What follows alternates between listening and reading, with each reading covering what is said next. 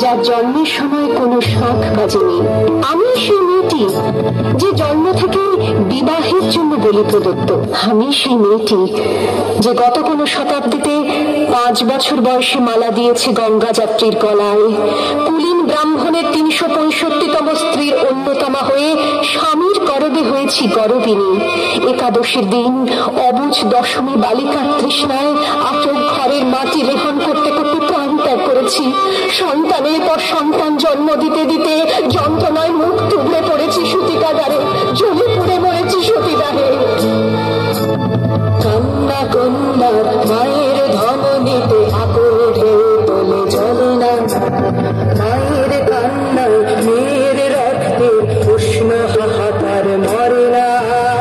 চলল মেয়ে রানে চলল, রানে চলল, বাজে না ডম্বর, অস্ত্র ঝনঝন করে না, জানল না কেউ। চলল মেয়ে রানে চলল, রানে চলল, চলল মেয়ে রানে চলল, রানে চলল।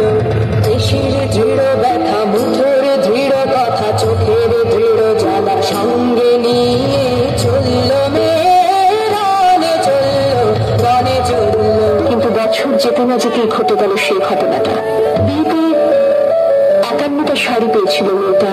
একদিন দুপুরে শাশুড়ি যখন ঘুমিয়ে সে তার সমস্ত শাড়ি বের করে 6 তলার বারান্দা থেকে উড়িয়ে দিল নিচের পৃথিবীতে।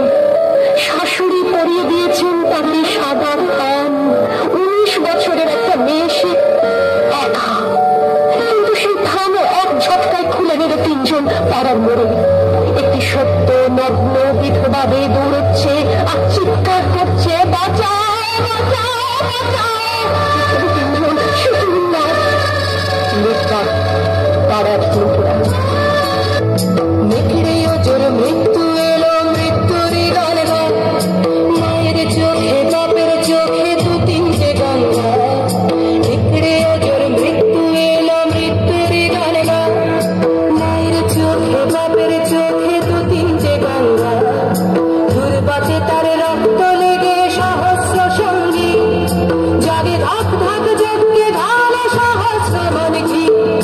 যমুনাবতী সরস্বতী কাল যমুনার বিয়ে।